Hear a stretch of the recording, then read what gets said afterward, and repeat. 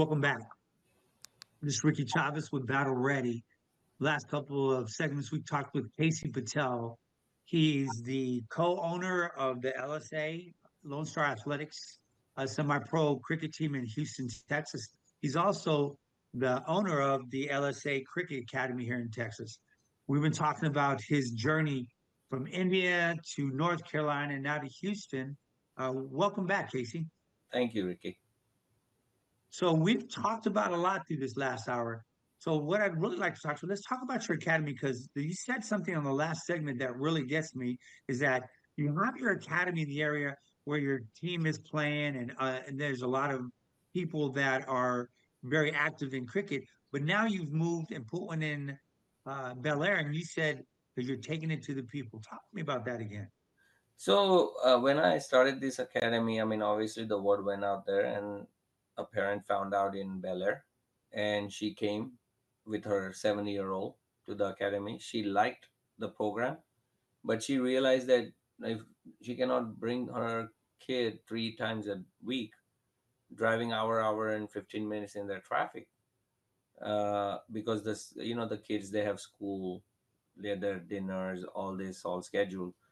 So she reached out to me and she kept insisting, I need you to open one in Bel Air. I need you to open one. So I kept saying, I don't have time. I'm so busy with this academy to find, places uh, to practice, to do the academy. So she's like, how about we partner and I'll do all that work. I'll bring the students. I'll do everything, advertising, everything. You just bring your coaches and just you teach them how to play.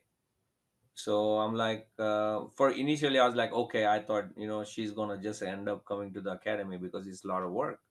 But she was so persistent that she went out there to middle schools, elementary schools, social media, and she got almost about 70 people living in Bel Air who were interested to join for the kids. And this was just the interest level, like, so she came to me and like, look, this is what it is. I think we should give it a shot, and see if it doesn't work. Give me 2 month uh, window that you'll come out and do coaching, and if it doesn't work, then at least we tried. She ended up getting the locations, everything, rented them. So ended up like we're in the third week of that program, and we have right now around 19 kids. So that's a good turnout, like, that at least 19 parents have joined, and this is only going to grow. Like, I remember my LSA, we started with 10 kids, and it's grown. So we want to take time, but now what her vision is, and my partner's name is Sangeeta, by the way. So what she wants to do is, hey, let's take this out to heights, let's take it out to woodlands, let's go places, you know where, I'm going to do all the legwork, and then your job is on the coaching part and provide coaches and making sure we have the equipment and everything, and we go out and remotely teach them, how to play. So this is what we are working on right now. How hard is it? So how many of your students so far are American or non-Indian Pakistani? How many new people to that? I had few come where I invited them on me, like, say, hey, don't worry about any charges, just come and see if your kid likes the game. They came, they enjoyed it. But again, everybody, Ricky, the key is, these kids, I feel sorry for them here because they don't have any downtime. There is, something, soon as the school is over, is either study class after, Kuman, or either is karate, or either is swimming, or either is tennis. So their parents are involving them into so many games, right? So there is not time for them, to do all these things. So that's why they're scared. Oh, we want to come, but he has too much on his plate, you know. Well, what you did say earlier also is that the sport of cricket, although nationally it's an amazing sport, it's one of the best played sports, but you also correlated it with soccer or before it became as big as it is now. Because before US didn't really play soccer as much, right? Right. Now we have the actual pro teams here in the United States all over the place. So now you said in the Olympics that cricket's gonna be in the Olympics. Is that right?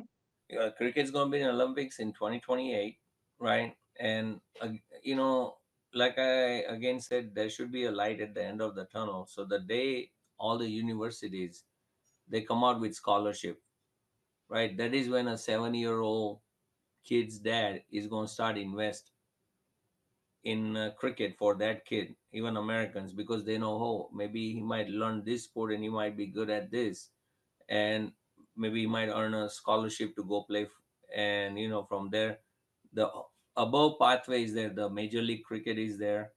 The USA national team is there, but the in between pathway is not there. The college pathway. There are 45 colleges. They're in NCAA. They're playing cricket, but what's not there is scholarships.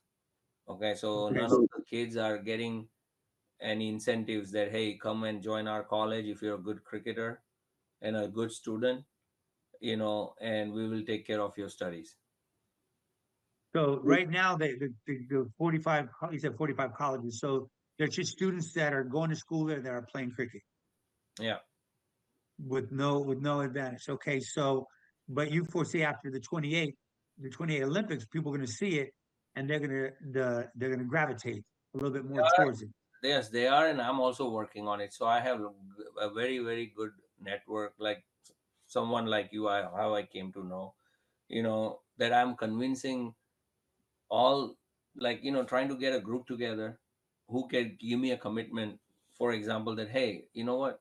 Let's do a scholarship on your dad's name or mom's name. Something, if you already good in your life and you can spare, 10, $15,000 a year. So I'm trying to make a pool that we can then go and approach a couple of Texas universities and say that, hey, we're willing to give 50,000 to you all if you can create cricket scholarships, right? So somewhere it needs to start. So I'm talking to all my entrepreneur friends, if they're well to do, I mean, worst thing, what they're gonna say, no, right? So again, that, Right. that thing came in. I mean, I'm not scared of that, no. But if I educate, because people, I feel in this country, you want to put it to a good use at some point once you mature, right? In your young 30s and 40s, you have families and vacations, but when you're in your 50s, your kids are grown. Obviously you earned a lot from the business or whatever you've done, but now your loved ones you might have lost someone, and you want to create a memory for life, that, oh, 10,000 a year doesn't hurt me, but there's my father's name's going to be out there, or my mother's name, or my brother's name is going to be out there. So I'm just educating and trying to see if we can come up with scholarship that we can give this money to the university. Well, and I'm gonna ask you. So, come be at a 16-year-old before you came to the United States, did you really know of baseball? Did you watch baseball? Was that even anything on your radar? No, but I didn't know anything about it. But when the school, when I went in North Carolina, and they told me they knew that, oh, there is an Indian kid who joined our school. The football coach came and grabbed me, and he thought, oh, he's from India, so he plays soccer, so he can come and hit a field goal. So they're like, Nice. oh, come, hit. I want to see you hit a ball, And I saw this, like, there is like two poles, and then and I don't know anything about it, and he's like, what do you want me to do? Kick. But I'm like, I don't know this sport, and he's like, you play soccer, right? He just assumed that. I'm like, and we don't call soccer, we call it football. So I was like, what is soccer? Then it took him little couple of minutes, and he's like, then he realized, oh, it's football in Europe and everything they call football. So I'm like, I don't play football, I played cricket. But that time he couldn't connect cricket and baseball. I wish. So I never went to any baseball games. I never followed baseball. Okay. Otherwise, if I had known if there is a just like similar game like cricket, I might have taken that sport up. But the next generation, now we talked about your son earlier. He picked, how old was he when he picked up baseball? 4.5. Okay, so he played cricket and baseball. Yeah. Pretty similar. Pretty similar. Concept is the same, right? So hand-and-eye coordination. Obviously, I'm thinking genes came into him. You know, Okay. but he was good at both. Uh, he played all three sports up to middle school, and then I asked him, now you go for one sport that you want to make the best out of it. That's where I was saying, like, parents here, they want every kid to do all their kid to do everything, but at some point you have to choose which field you want to go in, right? I can't be a doctor, engineer, scientist, everything at the same time, right? Sure. So that's where I see the problem right now.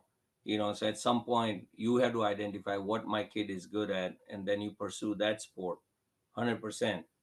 Then only they'll become capable to represent, either go in Olympics or play professionally, whatever that sports gives that identity And then your son got drafted by the White Sox when?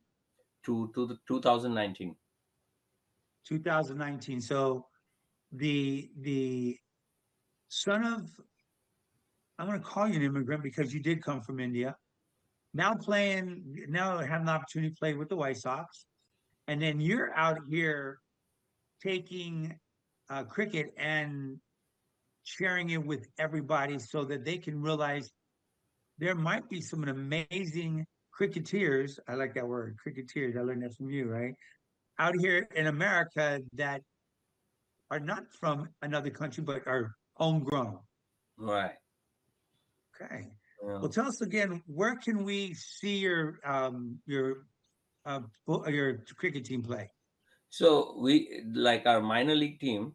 basically, the season is in, say, August. The season's full on. Before that, if you want to see a professional game in June, there are some games they've been played in Dallas at Prairie View, uh, not Prairie View, I'm sorry, Grand Prairie Stadium. So that's where 10 games of Major League Cricket are going to happen. So the Major League Cricket is played in three venues: Florida this year, Oakland, and in California, and in Dallas. So if someone's going to Dallas in June, they can just Google Major League Cricket and they'll get all the information there. They want to join the academy, obviously, they can just Google LSA Cricket Academy and or LSA Cricket, and my number should show up. Uh, Other than that, I mean, our club plays here in Sugarland every Sunday. So if someone lives close to Sugarland and they want to come, they can Google Houston Indian Cricket Club, and they will get all the information about where they're playing and everything. Casey, it's been a pleasure having you today. Likewise. I'm just amazed at all your accomplishments and you taking the time out of your busy schedule to meet with us. Thanks a lot. Thank you. This has been a Now Media Networks feature presentation. All rights reserved.